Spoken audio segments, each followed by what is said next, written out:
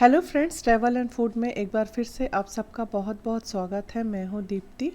आज है सिक्किम, पेलिंग और दार्जिलिंग टूर का हमारा 7th डे और आज है पेलिंग छोड़ने की बारी। तो होटल सिला में हमने ब्रेकफास्ट वगैरह लिया और उसके बाद हम सुबह सुबह ही निकल पड़े हैं दार्जिलिंग के लिए। शाम होते होते हम दार्जिलिंग तक पहुंच जाएंगे और सुबह सुबह से ही हम इन पहाड़ी खूबसूरत व्यू को एंजॉय करते हुए आगे बढ़ते रहे। और चलने से पहले ही हमारे टूर गाइड ने हमें बता दिया था कि अगर सारी सिचुएशन सही रही तो हमें हो सकता है रिवर राफ्टिंग का मौका भी मिल जाए, और लकीली हमें ये मौका मिल भी गया है।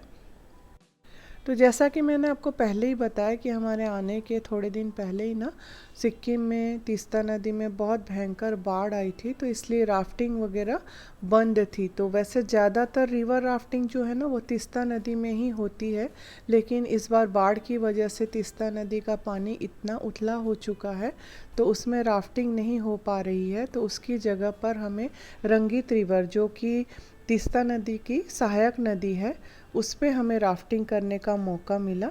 तो इस तरह से देखिए, हम 8-8 10-10 लोग ना एक एक नाव पर सवार होकर रिवर राफ्टिंग किए। तो शुरू में तो ज़्यादा कुछ पता नहीं चला, ऐसा लग रहा था कि हम एक बोट पे सवार हैं और आराम से तैर रहे हैं। लेकिन उसके थोड़ी देर बाद जैसे ही नदी का जो पानी है ना उसका बहाव तेज होता है और पथरीली सी नदी शुरू होती है, वैसे ही देखिए इस तरह से राफ्टिंग का जो बोट है ना वो इस तरह से उछाले मारते हुए आगे बढ़ता है। तो डर भी लगता है, साथ में मज़ा भी खूब आ रहा था। और साथ में एक चीज़ है कि ये जो राफ्टिंग कराते हैं ना वहाँ पर फोटोग्राफ़र भी रहते हैं, तो वो काफ़ी दूर से पहाड़ियों के ऊपर से ये जो वीडियोस हैं ना वो लेते हैं। उसके लिए वह अलग से चार्ज करते हैं और बाद में वो पेन ड्राइव पे या फ़ोन पे सारे वीडियोस जो हैं और फ़ोटोज़ जो हैं वो हमें दे देते हैं वहीं तुरंत के तुरंत।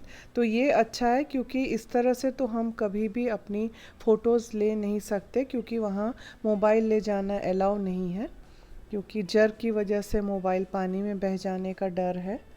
और वैसे भी हम लोग बोट पे बैठे बैठे ही ना उछलते हुए पानी के बहाव की वजह से सारे लोग गीले हो चुके हैं। लेकिन जो भी हो, हमारे लिए ये एक बहुत अनोखा सा अनुभव है और सारे लोग ना बहुत एंजॉय किए इस राइड को।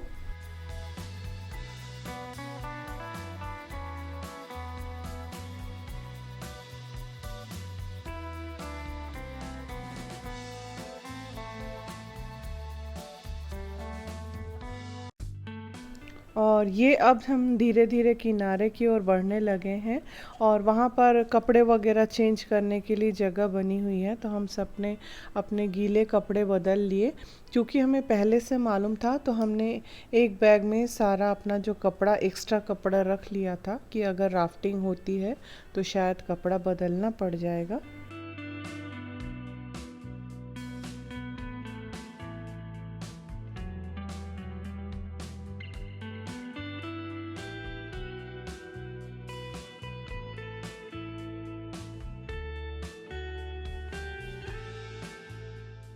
राफ्टिंग हो जाने के बाद में हमने फिर लंच वगैरह लिया और उसके बाद हमने अपना अगला सफ़र जारी रखा। और शाम होते होते हम देखिए ये दार्जिलिंग के होटल तक पहुंच चुके हैं। ये है दार्जिलिंग का क्रिसेंट रिसोर्ट। तो काफ़ी अच्छा रिसोर्ट है ये। शुरू में तो हमें समझ में नहीं आया, लेकिन जब हम अंदर गए और 2 दिन हम यहाँ रुके, 2 रात, और जब हमने यहाँ का पूरा ये जो रिसोर्ट है इसे देखा तो हमें पता चला कि ये बहुत अच्छा रिसोर्ट है। मैं आपको अंदर दिखाती हूँ। ये देखिए, ये यहाँ का रिसेप्शन के बाद में ये थोड़ा सा लॉबी एरिया है और उसके बाद आगे चलते हुए देखिए इस तरह से।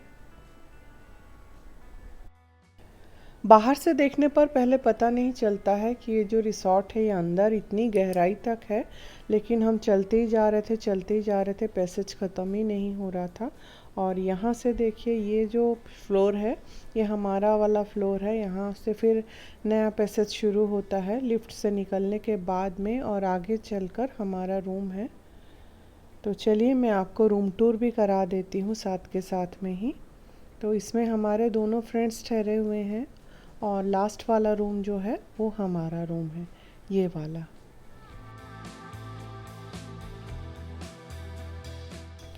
तो चलिए रूम के अंदर चलते हैं।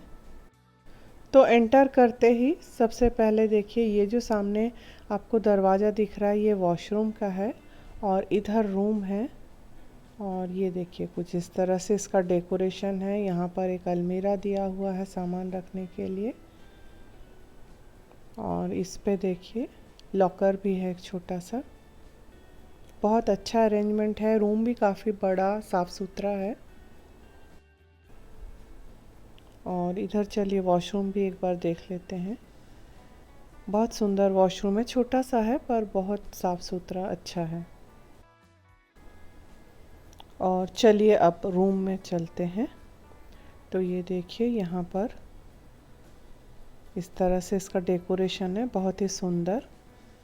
काफ़ी बड़ा सा एक बेड है। रूम भी बहुत बड़ा है।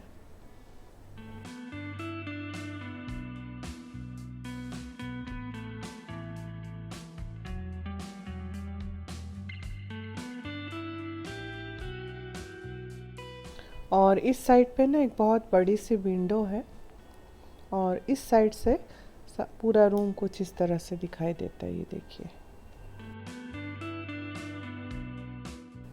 और यहाँ पर ना एक रूम हीटर दिया हुआ है। तो पहले तो हमें लगा कि ये रियल में आग जल रही है शायद, लेकिन बाद में पता चला नहीं, ये डिजिटली हमें ऐसा दिखाई दे रहा है, लेकिन है ये नॉर्मल रूम हीटर ही।